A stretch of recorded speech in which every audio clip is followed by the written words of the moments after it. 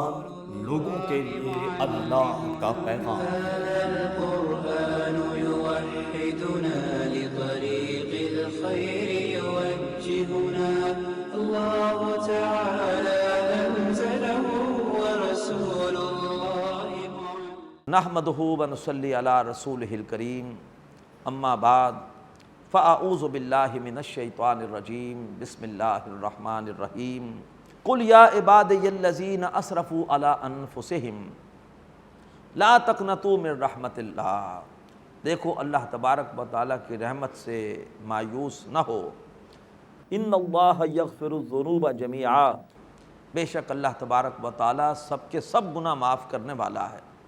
انہ هو الغفور الرحیم، بے شک وہ اللہ تعالیٰ بہت بخشنے والا ہے اور بہت رحم فرمانے والا ہے۔ یہ قرآن مجید کی بلا شبہ سب سے زیادہ امید افزا آیت ہے۔ اللہ تبارک و تعالیٰ نے توبہ کے حوالے سے 3 صورتیں قرآن مجید میں بیان کی ہیں۔ پہلی صورت اللہ تبارک و تعالیٰ نے یہ بیان فرمائی کہ انسان گناہ کرے اور فوری توبہ کر لے۔ اللہ تبارک و تعالیٰ کا وعدہ ہے کہ اللہ تعالیٰ ایسے شخص کی توبہ ضرور پوری قبول فرمائے گا۔ سورہ نساء آیت نمبر 17، انما التوبۃ للہ للذین یعملون السوء بجہالہ ثم یتوبون من قریب، بے شک اللہ کے ذمہ ہے توبہ قبول کرنا ان کی جو نادانی میں گناہ کرے فوری توبہ کر لے۔ اور دوسری صورت یہ ہے کہ بالکل توبہ قبول نہیں ہوگی ان کی جو توبہ اس وقت کرے جبکہ موت کا فرشتہ سامنے آ جائے۔ سورہ نساء آیت 18، وَلَيْسَتِ التَّوْبَةُ لِلَّذِينَ يَعْمَلُونَ السَّيِّئَاتِ حَتَّى إِذَا جَاءَ أَحَدَهُمُ الْمَوْتُ قَالَ إِنِّي تُبْتُ الْآنَ، اور ہرگز توبہ قبول نہیں ہوگی ان کی جو برائیاں کرتے رہیں یہاں تک کہ جب ان میں سے کسی ایک پر موت کی کیفیت آئے اور وہ کہے کہ میں اب توبہ کرتا ہوں، ان کی توبہ قبول نہیں ہوگی۔ لیکن ایک درمیان کی صورت ہے جو یہاں بیان ہو رہی ہے، گناہ کرتے رہے فوری توبہ کی توفیق نہ ہوئی، لیکن اگر موت کا فرشتہ آنے سے پہلے کسی وقت بھی توبہ کا احساس ہو گیا تو اللہ تعالیٰ خوشخبری دے رہے ہیں کہ اللہ تب بھی توبہ قبول کر لے گا۔ قل، اے نبی کہیے، یا عبادی الذین اسرفوا علی انفسہم، اے میرے وہ بندو جنہوں نے اپنی جانوں پر زیادتی کی ہے، کثرت سے گناہ کیے ہیں، لا تقنطوا من رحمت اللہ، اللہ کی رحمت سے مایوس نہ ہو۔ ان اللہ یغفر الذنوب جمیعا، بے شک اللہ سب کے سب گناہ معاف کرنے والا ہے۔ انہ هو الغفور الرحیم، بے شک وہ اللہ بہت بخشنے والا رحم کرنے والا ہے۔ توبہ کی جائے پوری 4 شرائط کے ساتھ، گناہوں پر سچی ندامت ہو۔ نمبر 2، انسان وعدہ کرے کہ اللہ اب یہ گناہ نہیں کروں گا۔ نمبر 3، گناہ کو بالفعل چھوڑ کر اپنے توبہ کی سچائی کا ثبوت دے۔ اور نمبر 4، کسی کا حق مارا ہے تو جا کے واپس کر کے آئے، نہیں واپس کر سکتا تو جا کے معافی مانگے، کسی کی توہین کی ہے تو اس سے جا کے معافی مانگے، اس سے معافی حاصل کرے۔ اگر یہ 4 شرطیں پوری ہو تو اللہ تعالیٰ کا وعدہ ہے کہ اللہ سب کے سب گناہ معاف کر دے گا۔ اللہ تعالیٰ ہمیں گناہوں پر سچی توبہ کی توفیق عطا فرمائے۔ اللہ تعالیٰ کو بہت خوشی ہوتی ہے جب اللہ تعالیٰ کا ایک بندہ توبہ کرتا ہے۔ حدیث میں آتا ہے کہ ایک شخص ہے، صحرا میں سفر کر رہا ہے، اونٹ پر ہی اس کی خوراک ہے، اس کا لباس ہے، اس کا پانی ہے، اور اونٹ ہی اس کی سواری ہے۔ رستے میں ایک جگہ نیند آتی ہے، اونٹ سے اترتا ہے، سو جاتا ہے، آنکھ کھلتی ہے، دیکھتا ہے اونٹ غائب ہے، مشروب بھی غائب، غذا بھی غائب، سواری بھی غائب۔ پاگل ہو کر دوڑتا ہے صحرا میں کہ کہیں سے مجھے اونٹ مل جائے، اونٹ نہیں ملتا، تھک جاتا ہے، گر جاتا ہے، بے ہوش ہو جاتا ہے۔ دوبارہ آنکھ کھلتی ہے، کیا دیکھتا ہے کہ اونٹ پاس بیٹھا ہوا ہے، گویا اسے نئی زندگی مل گئی۔ تو وہ خوشی سے کہتا ہے کہ اللہ تو میرا بندہ، میں تیرا رب۔ اتنی خوشی ہے کہ الٹی بات کہہ رہا ہے۔ فرمایا کہ اللہ کو اس سے زیادہ خوشی ہوتی ہے جب کوئی گناہ گار بندہ توبہ کرتا ہے۔ اللہ تعالیٰ میں سچی توبہ کی توفیق عطا فرمائے۔ توبہ کس گناہ سے کرنی ہے؟ اگر فرائض پورے نہیں کر رہے تو تب بھی گناہ کر رہے ہیں، اپنے فرائض پورے کریں۔ اور اگر حرام میں ملوث ہیں تو تب بھی گناہ کر رہے ہیں، حرام کو چھوڑ دیں۔ تو اللہ تعالیٰ، بعض اوقات لوگ توبہ کرتے ہیں گناہوں کی وجہ سے کہ یہ گناہ ہو رہا تھا چھوڑ دیا، اچھی بات ہے، لیکن آج ایک بہت بڑا گناہ یہ بھی ہو رہا ہے کہ اپنے فرائض پورے نہیں کر رہے۔ ڈاکٹر سعد احمد رحمۃ اللہ علیہ کی کتاب ضرور رمضان کی مبارک گھڑیوں میں پڑھیے دینی فرائض کا جامع تصور۔ اگر میں پورے کی پوری زندگی میں اسلام پر عمل نہیں کر رہا تب بھی گناہ کر رہا ہوں، اگر میں اس امت میں شامل ہونے کے باوجود دین کی تبلیغ کے کام میں شریک نہیں ہوں تو گناہ کر رہا ہوں، اور اگر میں اقامت دین کی جد و جہد میں شریک نہیں ہوں، اس کے لیے کسی جماعت سے جڑا ہوا نہیں ہوں، تو میں گناہ کر رہا ہوں، یہ بھی گناہ ہے۔ اللہ تبارک و تعالیٰ میں ان گناہوں پر بھی احساس ندامت عطا فرمائے اور اپنے سارے دینی فرائض ادا کرنے کی توفیق عطا فرمائے۔ اسی طریقے پر اگر نمازیں چھوڑ رہے ہیں تو گناہ ہے، اسی طریقے پر اگر خدا نخواستہ کمائی میں حرام جو ہے وہ شامل ہے، بہنوں کو وراثت میں حصہ نہیں دے رکھا ہے، ان کا مال قبضہ کر رکھا ہے، قرضہ لوگوں سے لیا ہوا ہے باوجود حیثیت کے قرضہ نہیں لوٹا رہے، دوسروں کا مال کھایا ہوا ہے، جو بھی غلط کام کیا ہوا ہے اس کے حوالے سے اس کام کو چھوڑنا اور توبہ کرنا۔ اگر توبہ کر لیں تو یہ واقعی ہمارے لیے رمضان بہت مبارک ہے، ورنہ اس آرزو کے باغ میں آیا نہ کوئی پھول، اب کے بھی دن بہار کے یوں ہی گزر گئے۔ اللہ ہمیں سچی توبہ کی توفیق عطا فرمائے۔ وَأَنِيبُوا إِلَىٰ رَبِّ إِنَّهُ هُوَ الْغَفُورُ الرَّحِيمُ، بے شک وہ اللہ بہت بخشنے والا رحم کرنے والا ہے۔ وَأَنِيبُوا إِلَىٰ رَبِّكُمْ، اور اپنے رب کی طرف پلٹو، وَأَسْلِمُوا لَهُ، اور اس کا اب کہنا مانو، اب اس کی فرما برداری اختیار کرو۔ من قبل ان یاتیکم العذاب، اس سے پہلے کہ تمہارے پاس تم پر عذاب آ جائے۔ برے آدمی کی موت بھی عذاب ہے، اللہ تعالی ہم پر موت کی سختیاں آسان فرمائے۔ فرمایا اس سے پہلے کہ تم پہ عذاب آئے، ثم لا تنصرون، پھر تمہاری مدد نہ کی جائے۔ واتبعوا احسن ما انزل الیکم من ربکم، اور پیروی کرو بہترین طریقے پر اس کلام کی جو تمہاری طرف تمہارے رب کی طرف سے نازل کیا جا رہا ہے۔ جتنا گناہوں میں لذت لی ہے، اب عزیمت کی راہ اختیار کرو اور بہتر سے بہتر، آگے سے آگے بڑھ کر زیادہ سے زیادہ قربانیاں دو اللہ تبارک و تعالیٰ کے کلام کی پیروی میں۔ پیروی کرو بہترین طریقے سے اس کلام کی جو تمہاری طرف تمہارے رب نے نازل کیا ہے۔ من قبل ان یاتیکم العذاب بغتہ، اس سے پہلے کہ تم پر اچانک عذاب آئے۔ وانتم لا تشعرون، اور تمہیں خبر تک نہ ہو۔ تم گھر سے نکلے تھے بڑے ارادے لے کر، یہ کروں گا یہ کروں گا، ایکسیڈنٹ ہوا اور اللہ کے پاس چلے گئے، اچانک دل کا دورہ پڑا اللہ کے پاس چلے گئے۔ ان تقول نفس یا حسرت علی ما فرطت فی جنب اللہ، کہیں ایسا نہ ہو کہ ایک جان یہ کہے ہائے افسوس ہے اس تقصیر پر جو میں اللہ تعالیٰ کی جناب میں کرتا رہا، اللہ کے احکامات کے حوالے سے کرتا رہا۔ وَإِن كُنتُ لَمِنَ السَّاخِرِينَ، اور میں تو رہا ہنسی کرنے والوں میں سے، میں نے کبھی سیریس نہیں لیا، میرے سامنے باتیں آتی تھیں لیکن میں نے کبھی انہیں زیادہ اہمیت نہیں دی، اور میں نے انہیں ان سیریس لیا، غیر سنجیدگی کے ساتھ لیا۔ او تقول لو ان اللہ ہدانی، ایسا نہ ہو کہ بدنصیب انسان موت کے وقت یہ کہے کہ کاش کہ اگر اللہ نے مجھے ہدایت دی ہوتی، لکنت من المتقین، تو میں بھی متقیوں میں شامل ہو جاتا۔ او تقول حین تری العذاب، کہیں ایسا نہ ہو کہ وہ یہ کہے جب عذاب کو دیکھے، لو ان لی کرۃ، اے کاش اگر میرے لیے دوبارہ دنیا میں لوٹنا ممکن ہوتا، مجھے دوبارہ زندگی مل جاتی، فاکون من المحسنین، تو اب تو میں محسنین میں شامل ہو جاتا، درجہ احسان پر چلا جاتا، اتنا نیک ہو جاتا۔ بلا، لیکن اللہ کا جواب سنیے، اس وقت اللہ تعالیٰ فرماتا ہے کیوں نہیں، قد جاءتک آیاتی، تیرے پاس میری آیتیں آئی تھیں، فکذبت بہا، تو نے ان کو جھٹلایا۔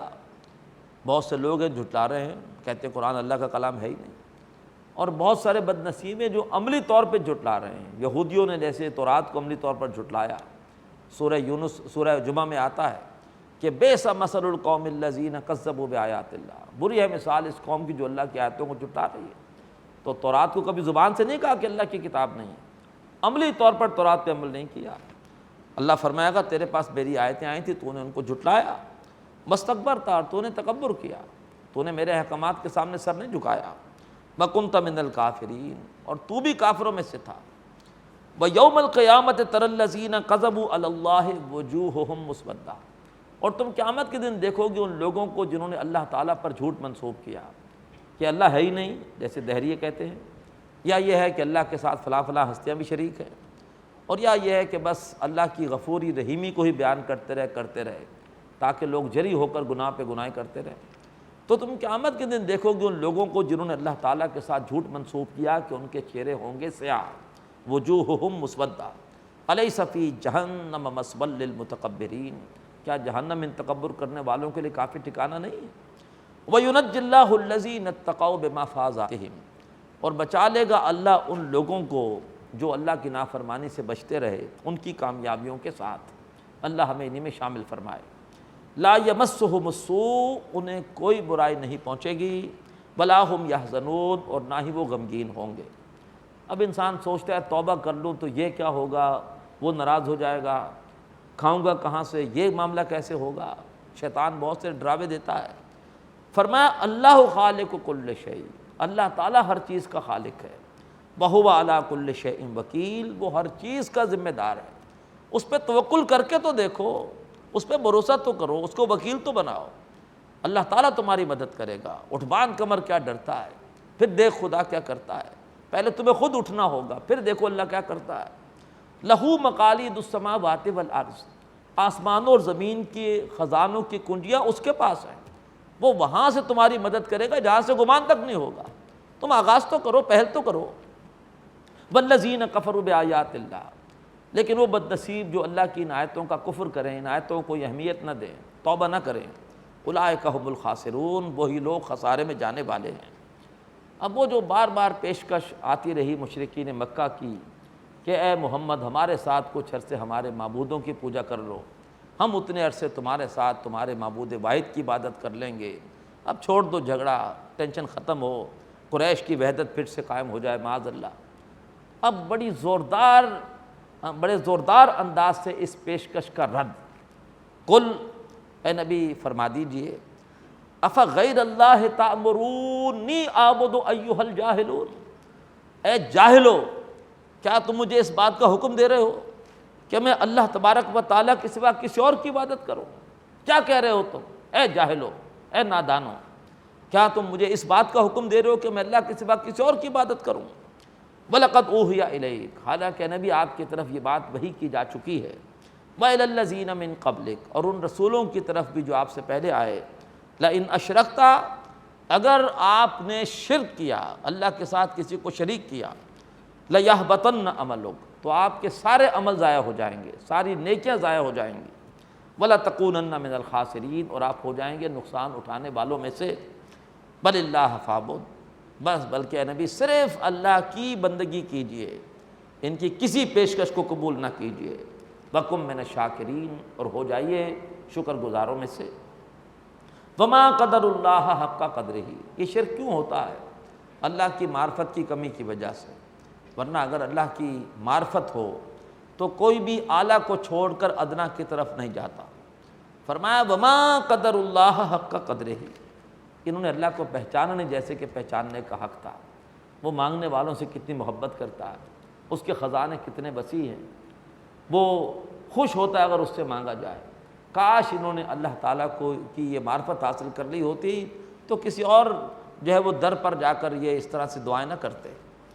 وَالْأَرْضُ جَمِيعًا قَبْضَتُهُ يَوْمَ الْقِيَامَةِ، اللہ تبارک و تعالیٰ کی قدرت تو یہ ہے کہ پوری کی پوری زمین قیامت کے دن اللہ تبارک و تعالیٰ کی مٹھی میں ہوگی۔ وَالسَّمَاوَاتُ مَطْوِيَّاتٌ بِيَمِينِهِ، اور تمام آسمان اس کے دائیں ہاتھ میں لپٹے ہوئے ہوں گے۔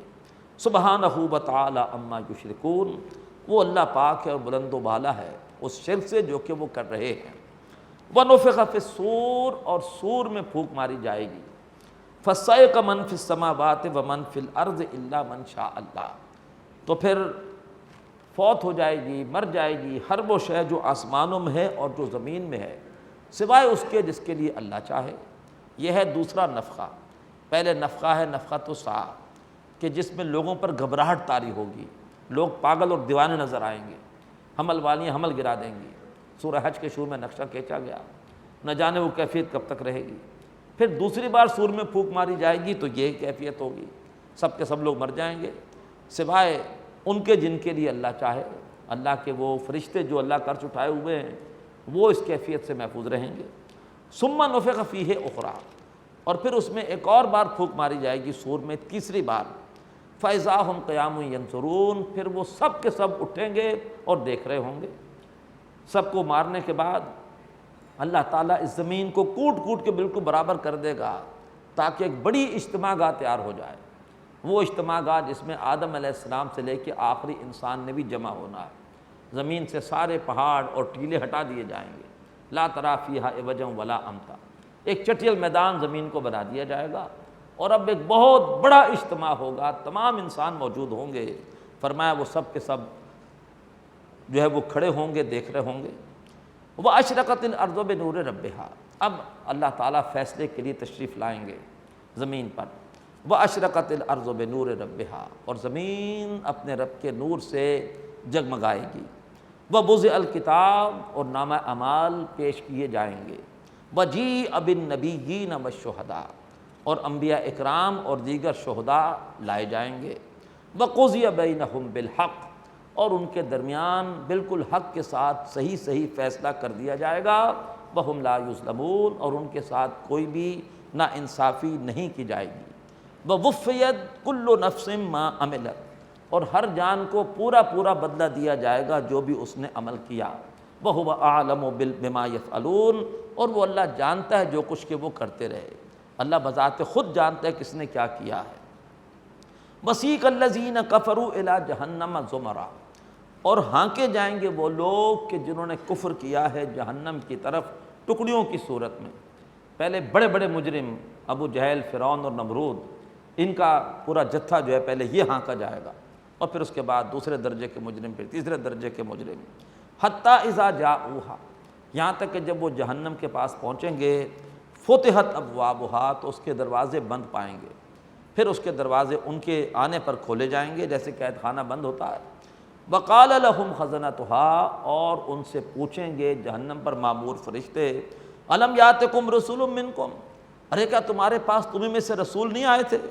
یتلون علیکم آیات ربکم، جو تم پر تمہارے رب کی آیتیں پڑھتے تھے، وینذرونکم لقاء یومکم ھذا، اور تمہیں اس دن کی پیشی کے حوالے سے خبردار کرتے تھے۔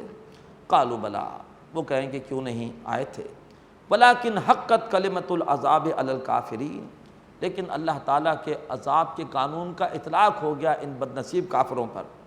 قیل ادخلوا ابواب جہنم خالدین فیہا، کہا جائے گا داخل ہو جاؤ جہنم کے دروازوں میں اور اس جہنم میں رہو ہمیشہ ہمیش۔ فبئس مثوى المتکبرین، تو تکبر کرنے والوں کا برا ٹھکانہ ہے۔ وسیق الذین اتقوا ربهم الی الجنۃ زمرا، اور لے جائے جائیں گے وہ لوگ جو اپنے رب سے ڈرنے والے ہیں جنت کی طرف ٹکڑیوں کی صورت میں۔ پہلے جو ہے وہ سابقون الاولون ہوں گے، ان کے بعد ان کی پیروی کرنے والے، پھر اس کے بعد اور جو ہے وہ نیک، درجہ بدرجہ نیکی کے اعتبار سے لوگ جنت کی طرف لے جائے جائیں گے۔ حتیٰ اذا جاؤہا، یہاں تک کہ جب وہ جنت کے پاس آئیں گے، وفتحت ابوابہا، یہاں پر آیا ہے ساتھ واو، یہ واو حالیہ ہے، اور اس کے دروازے پہلے سے کھلے ہوں گے، اللہ کے رسول جا کر دروازہ جنت کا کھلوا چکے ہوں گے، اس کا ذکر آیا تھا سورہ صاد میں بھی۔ تو اس جنت کے دروازے پہلے سے ان کے لیے کھلے ہوں گے، ان کا گویا استقبال ہو رہا ہوگا کہ فوراً آئیے داخل ہو جائیے۔ وقال لهم خزنتها، اور ان سے کہیں گے جنت پر مامور فرشتے، سلام علیکم، سلامتی ہو تم پر، شاباش، ویل ڈن، سلامتی ہو تم پر، تم لوگ تو بڑے پاکیزہ رہے، تم نے بڑا زبردست کام کیا۔ فادخلوها خالدین، داخل ہو جاؤ جنت میں ہمیشہ ہمیش کے لیے۔ وقالوا الحمد للہ الذی صدقنا وعدہ، اور وہ کہیں گے کل شکر اس اللہ کے لیے ہے کہ جس نے ہم سے اپنا وعدہ سچا کر دیا۔ اللہ نے وعدہ کیا تھا کہ نیکیاں کرو گے تو میں جنت دوں گا، اللہ نے اپنا وعدہ پورا کیا۔ وَأَوْرَثَنَا الْأَرْضَ، اور ہمیں جنت کی زمین کا وارث بنایا۔ نَتَبَوَّأُ مِنَ الْجَنَّةِ حَيْثُ نَشَاءُ، ہم اس جنت میں جہاں چاہتے ہیں ہم چلے جاتے ہیں۔ ایک تو ان کا اپنا گھر ہوگا، وہاں تو وہ رہیں گے، اور جو بھی خواہش کریں گے، اللہ کے رسول اوپر کے درجے میں ہوں گے، اگر خواہش کریں گے ان سے ملاقات کی تو اللہ تعالیٰ وہاں لے جائے گا۔ ایک صحابی نے پوچھا اللہ کے رسول سے کہ مجھے ایک چیز کا بڑا دکھ ہے۔ کہا کیا دکھ ہے؟ کہا کہ دنیا میں تو ہمیں آپ کی قربت حاصل ہے، اگر ہم جنت میں پہنچ بھی گئے تو آپ تو اعلیٰ درجے میں ہوں گے، ہم تو کمتر درجے میں ہوں گے، وہاں ملاقات ہوگی نہیں۔ تو اللہ کے رسول نے خوشخبری سنائی کہ نہیں، جب بھی خواہش کرو گے اللہ تبارک و تعالیٰ ملاقات کرا دے گا۔ اس آیت سے بھی اس کا ثبوت ہے، نتبوأ من الجنت حیث نشاء، ہم جنت میں جہاں چاہتے ہیں ٹھکانہ پکڑ لیتے ہیں، وہاں چلے جاتے ہیں۔